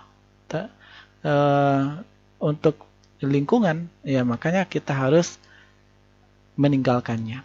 Artinya semuanya itu di dalam kehidupan dunia kita, apa yang ada di sekitar kita, baik binatang, tumbuhan, atau benda mati yang lainnya, semuanya itu ada aturan-aturan yang telah diatur di dalam Al-Quran dan hadis yang mesti harus kita patuhi. Di dalam Al-Quran dan hadis itu segala sikap dan perbuatan kita itu diatur terhadap lingkungan. Ada sikap yang buruk terhadap lingkungan, ada sikap yang baik terhadap lingkungan. Dan semuanya itu diatur di dalam Al-Quran dan hadis. Makanya kita mempelajari Al-Quran dan hadis, ya mempelajari juga di dalamnya akan kita temukan akhlak-akhlak terhadap lingkungan dalam pandangan, dalam perspektif Al-Quran dan hadis. Ya. Kewajiban khalifah pengayom kita adalah sebagai khalifah adalah pengayom, pemelihara, atau pembimbing itu dalam melestarikan, mengelola alam, segala sesuatu yang berada di sekitar kita. Alam itu segala sesuatu yang ada di sekitar kita agar mencapai tujuan penciptaan. Tidak dibenarkan mengambil buah sebelum matang dan harus sesuai dengan kehendak Allah. Nah, akhlak kepada lingkungan ini perilaku atau perbuatan kita itu terhadap lingkungan. Akhlak terhadap lingkungan yaitu manusia tidak dibolehkan memanfaatkan sumber daya alam dengan jalan mengeksploitasi secara besar-besaran sehingga timbul ketidakseimbangan alam dan kerusakan bumi. Lingkungan harus diperlakukan dengan baik, dengan selalu menjaga, merawat dan melestarikannya. Karena secara etika, hal ini merupakan hak dan kewajiban suatu masyarakat, serta merupakan nilai yang mutlak adanya. Dengan kata lain bahwa berakhlak yang baik terhadap lingkungan merupakan salah satu bentuk praktis dari akhlak itu sendiri. Pada dasarnya akhlak yang diajarkan Al-Quran terhadap lingkungan bersumber dari fungsi manusia itu sebagai khalifah. Ya, fungsi manusia sebagai khalifah. Kekhalifahan menuntut adanya berinteraksi antara manusia dengan sesamanya dan manusia terhadap alam lingkungan. Kekhalifahan mengandung arti pengayoman, pemeliharaan, pembimbingan agar setiap makhluk itu mencapai tujuan dari penciptaannya. Karena setiap masing makhluk-makhluk itu yang diciptakan Allah ada tujuannya. Untuk apa? Nah, maka kita harus menghormati prosesnya. Dalam pandangan akhlak Islam, seseorang itu tidak dibenarkan mengambil buah sebelum matang atau memetik bunga sebelum mekar. Karena hal ini berarti tidak memberi kesempatan kepada makhluk untuk mencapai tujuan penciptaannya. Ini berarti manusia dituntut untuk mampu menghormati proses-proses yang sedang berjalan dan terhadap semua proses yang sedang terjadi, sehingga ia tidak melakukan pengrusakan atau bahkan dengan kata lain, setiap pengrusakan terhadap lingkungan harus dinilai sebagai pengrusakan pada diri manusia sendiri. Akhlak yang baik terhadap lingkungan adalah ditunjukkan kepada penciptaan suasana yang baik, serta pemeliharaan lingkungan agar tetap membawa kesegaran, kenyamanan hidup tanpa membuat kerusakan dan polusi, sehingga pada akhirnya akan berpengaruh terhadap manusia itu sendiri yang menciptakannya. Binatang, tumbuh-tumbuhan, benda-benda tak bernyawa semuanya diciptakan oleh Allah Subhanahu wa taala dan menjadi miliknya, milik Allah Subhanahu wa taala, serta semua memiliki ketergantungan kepada Allah Subhanahu wa taala. Keyakinan ini mengantar sang muslim untuk menyadari bahwa semuanya adalah umat Tuhan yang harus diperlakukan secara wajar dan baik. Ya, kita lihat di sini. Alam, pengertian akhlak itu kepada lingkungan, itu bisa juga diartikan akhlak terhadap lingkungan, segala yang ada di sekitar kita, ya, akhlak kepada binatang, akhlak kepada tumbuh-tumbuhan, akhlak kepada benda-benda tak bernyawa, yang akhlak ini dianjurkan itu Al-Quran terhadap lingkungan yang bersumber dari fungsi kita itu sebagai khalifah. Khalifah menuntut adanya interaksi antara manusia dan sesamanya, antara manusia dengan alam. Nah, kita lihat di sini firman Allah yaitu pada surat Al-Baqarah ayat 30, "Wa iz qala rabbuka lil malaikati." Dan ingatlah ketika Tuhanmu berfirman kepada para malaikat, "Inni ja'ilun fil ardi khalifah." Sesungguhnya aku hendak menjadikan seorang khalifah di muka bumi. Qalu, mereka itu berkata, "Mengapa ataj'alu fiha may yufsidu fiha?" Mengapa engkau hendak menjadikan khalifah di bumi ini itu orang yang membuat kerusakan padanya? Nah, wa yasfikud dima, dan menumpahkan darah. Wa nahnu nusabbihu bihamdika wa nuqaddisu lak. Padahal kami senantiasa bertasbih dengan memuji engkau dan mensucikan engkau. Qala, Tuhan berfirman, sesungguhnya aku inni a'lamu ma la ta'lamun. Sesungguhnya aku mengetahui apa yang tidak kamu ketahui. Al-Quran itu menekankan agar umat Islam itu meneladani Nabi Muhammad SAW yang membawa rahmat untuk seluruh alam, segala sesuatunya.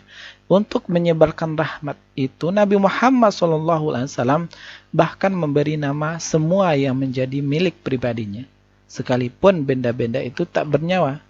Nama memberikan kesan adanya kepribadian, sedangkan kesan itu mengantarkan kepada kesadaran untuk bersahabat dengan pemilik nama. Nabi Muhammad SAW telah mengajarkan, bertakwalah kepada Allah dalam perlakuanmu terhadap binatang, kendarailah dan makanlah dengan baik. Alam sebagai rahmat karunia Allah dijelaskan itu dalam Quran surat Al-Jasiyah ayat 13 itu yang berbunyi wasakhkhara lakum ma fis samawati wa ma fil ard, dan dia menundukkan untukmu apa yang ada di langit dan apa yang ada di bumi sebagai rahmat darinya. Minhu innahu fi zalika laayatil liqaumin yatafakkarun. Sesungguhnya pada yang demikian itu benar-benar terdapat tanda-tanda kekuasaan Allah bagi kaum yang berpikir. Alasan berakhlak kepada lingkungan adalah yang pertama agar tercipta baldatun taibatun wa rabbun ghafur. Ya, secara bahasa makna lugawi istilah baldatun taibatun wa rabbun ghafur ini terangkai dari dua susunan kalimat yang digabung untuk menggunakan kata wa sambung. Baldatun taibatun yang berarti negara yang baik, sedangkan Rabbun ghafur Tuhan yang maha pengampun. Istilah ini di dalam bahasa Arab ini termasuk kategori ijaz yang meskipun istilah ini singkat namun maknanya itu padat dan dapat mewakili semua kebaikan yang dulunya ada pada suatu negeri yang baik. Ya, bisa mencakup seluruh kebaikan alam, dan Rabb yang Maha Pengampun bisa mencakup seluruh kebaikan perilaku penduduknya, sehingga mendatangkan ampunan dari Allah Subhanahu wa taala alam semesta, Rabb alam semesta. Hal ini menjadi pelajaran yang terpenting bagi masyarakat bahwa sebuah negeri yang ingin memiliki negara yang termasuk baldatun thayyibatun wa rabbun ghafur ini adalah sebuah negara impian, yaitu sebuah negeri yang memiliki gambaran ya, yaitu negeri yang selaras antara kebaikan alam dan kebaikan perilaku penduduknya, negeri yang penduduknya subur dan makmur namun tidak lupa untuk bersyukur, itu yang diharapkan. Negeri yang seimbang antara kebaikan jasmani dan rohani penduduknya, negeri yang aman dari musuh baik dari dalam maupun dari luar, negeri yang maju baik dalam hal ilmu, agama maupun ilmu dunianya. Negeri yang dengan memiliki penguasa yang adil dan saleh dan penduduk yang hormat dan patuh. Negeri yang di dalamnya terjalin hubungan yang harmonis antara pemimpin dan masyarakatnya, yaitu dengan terwujudnya saling menasihati dalam kebenaran dan kesabaran. Yang kedua, itu alasan berakhlak kepada lingkungan, berakhlak yang baik kepada lingkungan, agar alam itu tidak rusak, agar tidak ada polusi dan lain-lain yang dapat berpengaruh buruk terhadap manusia. Karena manusia lah yang tinggal di lingkungan atau manusia yang hidup di atas permukaan bumi ini. Kalau nanti alam itu rusak, otomatis berpengaruh kepada kehidupan manusia. Manusia pun bisa menjadi rusak karena alam itu rusak. Polusi contohnya, polusi dapat menyebabkan penyakit kepada manusia. Nah, dan berakhlak baik kepada lingkungan ini agar tercipta ketentraman, kesenangan hidup. Ya, karena kita pasti membutuhkan alam.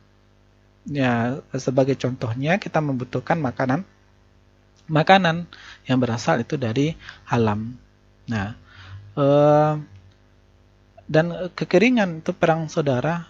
Ya, jangan sampai terjadi kekeringan yang mana kekeringan ini nanti dapat menyebabkan perang saudara.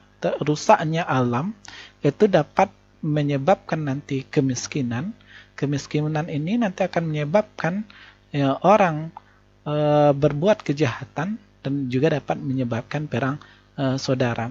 Artinya ada akibat berantai nantinya kalau lingkungan itu dirusak, baik untuk manusia ataupun untuk makhluk lainnya seperti hewan.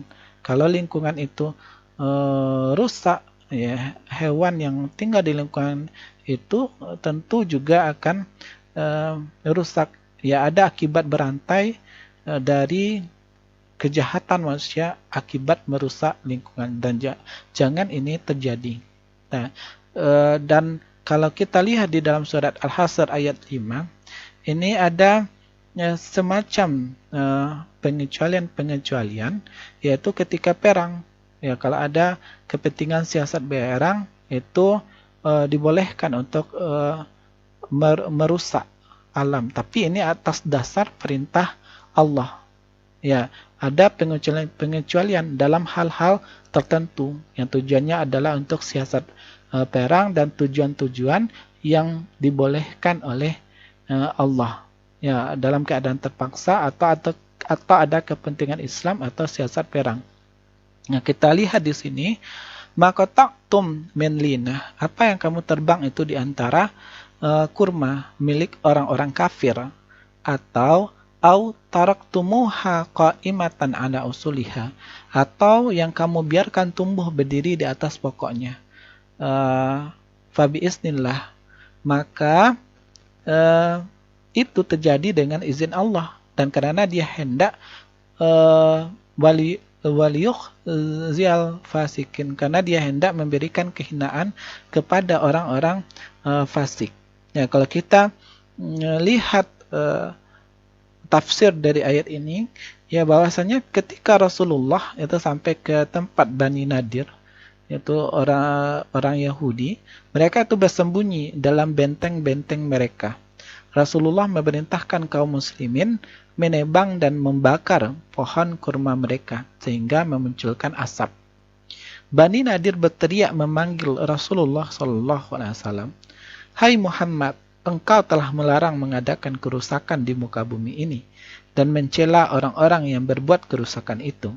Akan tetapi mengapa engkau menebang pohon kurma dan membakarnya?" Oleh karena itu timbullah pada pikiran orang-orang beriman keraguan-raguan.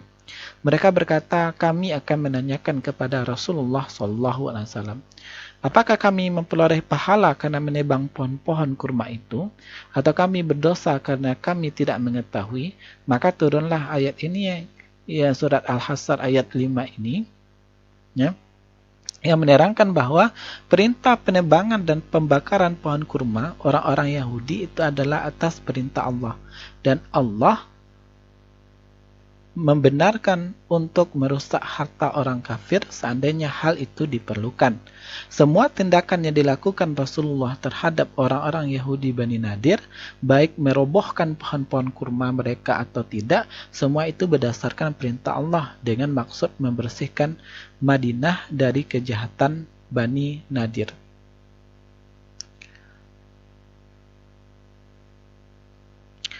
Pada akhir ayat ini tegaskan bahwa Allah memerintahkan yang demikian itu untuk memuliakan dan meningkatkan semangat orang-orang beriman, serta menghinakan dan melipat gandakan kedukaan orang-orang Yahudi Bani Nadir.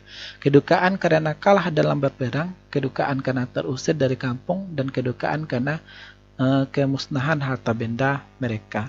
Ya, meskipun nanti ada pengecualian-pengecualian, baik dalam keadaan yaitu dalam keadaan terpaksa atau karena kepentingan Islam atau siasat perang untuk kepentingan Islam ketika Allah memberikan izin. Ya, tapi pada dasarnya kita tidak boleh merusak alam. Nah, kecuali ada keadaan tertentu yang menurut syariat Islam itu dibolehkan. Di sini kita lihat bentuk-bentuk dari kerusakan alam. Ini ada gambar-gambarnya, baik kerusakan alam karena perbuatan dari manusia itu sendiri atau dari faktor alam, seperti banjir atau ada penebangan hutan, banjir bandang, longsor, dan membuang sampah di tempat-tempat tertentu. Ya. Kemudian alasan ketiga kita berakhlak kepada lingkungan ialah bahwasannya cerminan dari tugas kekhalifahan di bumi ketundukan alam itu membantu manusia. Sehingga itu dituntut yang namanya alam ini kan sangat membantu manusia, memenuhi kebutuhan hidup manusia. Ya, oleh karena itu, karena alam ini berjasa kepada kita itu dituntut ya agar menjaga, membangun, mengelola, memanfaatkan, melestarikan alam agar setiap proses pertumbuhan alam itu terus berjalan sesuai dengan sunnatullah atau tujuan fungsi ciptaannya. Karena segala sesuatu itu diciptakan punya tujuannya masing-masing. Ya, seperti binatang melata dan burung-burung, manusia itu tidak boleh untuk dianiaya. Ya, kalau merujuk kepada Quran surat Al-An'am itu ayat 38. Ya, ini sebagai contohnya, kita ini sebagai khalifah ya memelihara bumi kita ini, manusia sebagai khalifah. Ya. Salah satu itu tugas seorang khalifah fil ard adalah itu menjaga kelestarian alam. Allah Subhanahu wa taala menciptakan alam semesta dan segala isinya untuk kepentingan manusia. Manusia sebagai khalifah Allah amanati, kita diberikan amanat untuk melakukan usaha-usaha agar alam semesta dan segala isinya tetap lestari. Karena itu manusia dapat mengambil dan mengolahnya untuk kesejahteraan umat sebagai bekal dalam beribadah dan beramal saleh. Manusia dapat memanfaatkan alam ini dengan sebaik-baiknya untuk kepentingan bersama. Kelestarian lingkungan alam akan menjadi nyaman untuk dihuni dan melakukan ibadah. Akhlak manusia terhadap alam bukan hanya semata-mata untuk kepentingan alam, tetapi jauh dari itu untuk memelihara, melestarikan, memakmurkan alam ini dengan memenuhi kebutuhannya sehingga kemakmuran, kesejahteraan, keharmonisan hidup itu dapat terjaga.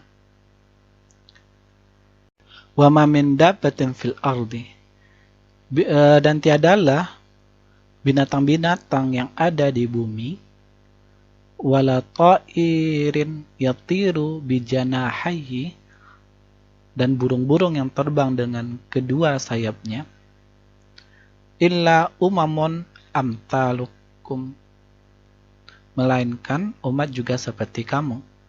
Ma faratna fil kitab min syai', tiada kami alpakan sesuatu dari Alkitab.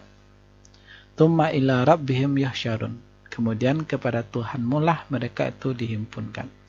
Ya, setiap binatang yang bergerak di muka bumi dan burung yang terbang di langit adalah bangsa seperti kalian, wahai anak Adam, yang diciptakan oleh Allah dan membutuhkan rezeki.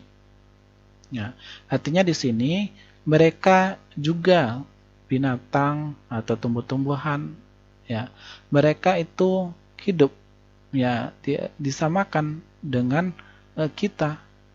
Ya, burung-burung dan binatang melata itu disamakan dengan manusia. Dalam artian mereka sama-sama diciptakan oleh Allah dan sama-sama membutuhkan rezeki. Makanya kita di sini harus menghargai mereka, harus menjaga mereka. Apalagi kita manusia ditunjuk sebagai khalifah di atas permukaan bumi ini. Maka kita harus berbuat baik, berakhlak baik, baik kepada binatang ataupun kepada tumbuh-tumbuhan. Kemudian, ya, di sisi Allah, alasan selanjutnya bahwasanya di sisi Allah manusia ya adalah makhluk yang mulia, telah menundukkan alam untuk memudahkan manusia. Quran surat Al-Isra ayat 70.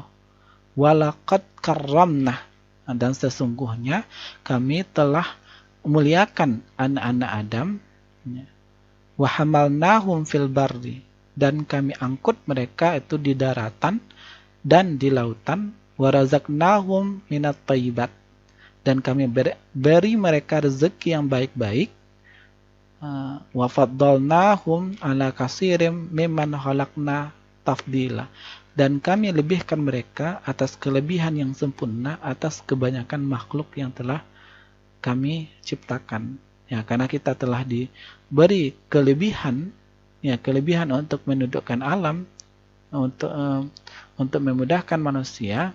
Jangan kita salah gunakan ini. Ya, jangan kita gunakan untuk merusak alam.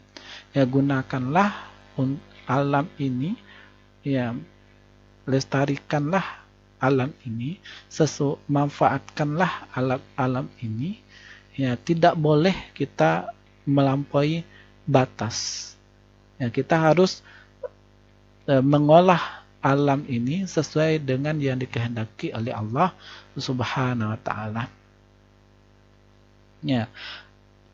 Kalau kita lihat tafsir ayat 70 ini, dan sungguh kami telah memuliakan anak Adam, keturunan Adam, akal pikiran, bersujudnya para malaikat terhadap kakek mereka, serta kemuliaan lainnya, dan kami telah menundukkan segala sarana yang mengangkut mereka, baik di daratan berupa hewan tunggangan dan alat transportasi, serta menundukkan sarana yang mengangkut mereka itu di lautan berupa kapal-kapal, dan kami beri mereka rezeki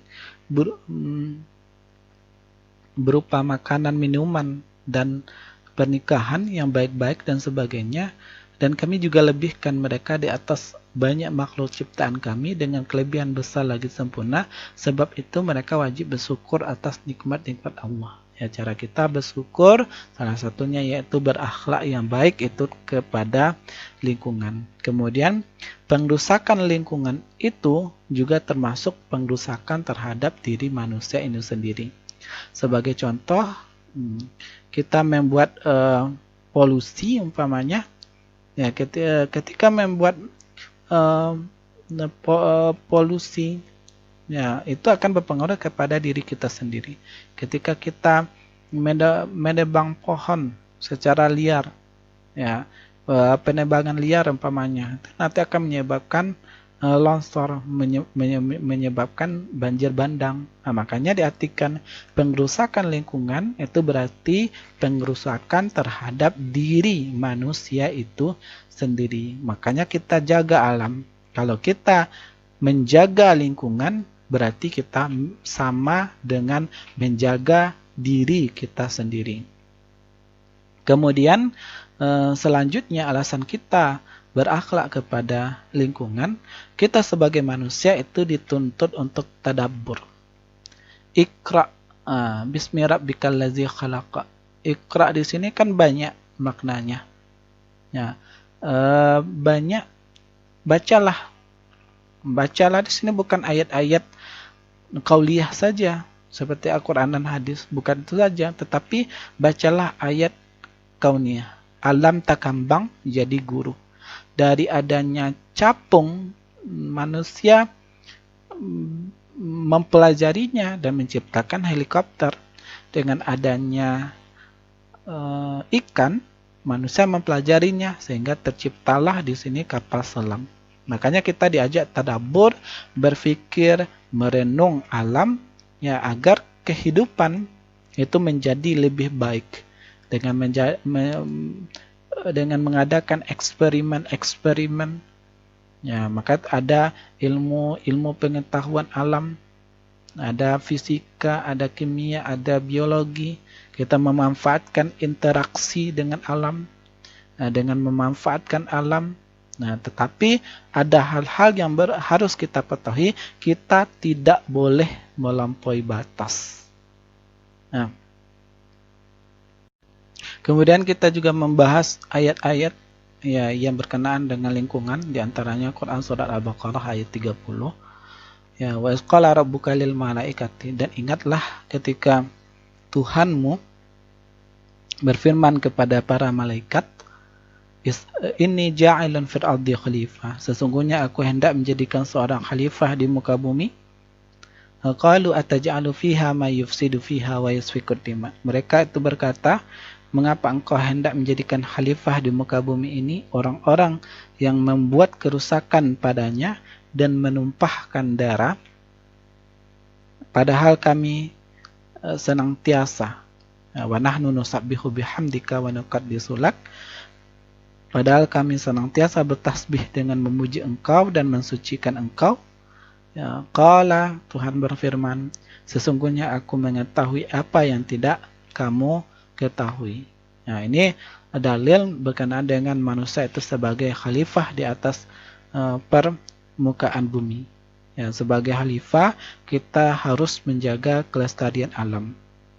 Menjaga kelestarian alam, Ya, Allah menciptakan alam semesta dan segala isinya untuk kepentingan manusia.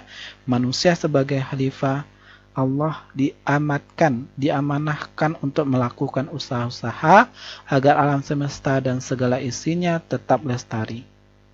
Nah, kemudian Quran surat Ar-Rum ayat 41, Zaharal fasadu fil barri wal bahri bima kasabat aydin nas. Telah nampak kerusakan di darat dan di lautan disebabkan karena perbuatan tangan manusia. Liyuziqahum ba'dal ladzina amilu. Supaya Allah merasakan kepada mereka sebagian dari akibat perbuatan mereka. Liyuziqahum ba'dal ladzina amilu la'allahum yarji'un, agar mereka itu kembali ke jalan yang benar. Ini artinya kalau kita merusak lingkungan itu akan kembali kepada kita, maka janganlah sampai kita merusak lingkungan.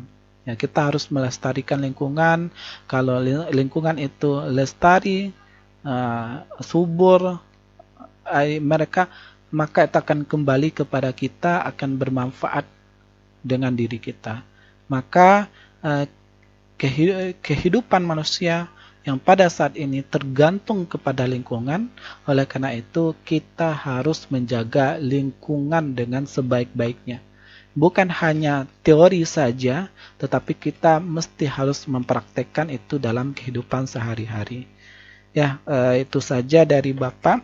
Kalau ada salah dan janggal, Bapak mohon maaf, dan Bapak sudahi dengan wabillahi taufiq wal hidayah. Wassalamualaikum warahmatullahi wabarakatuh.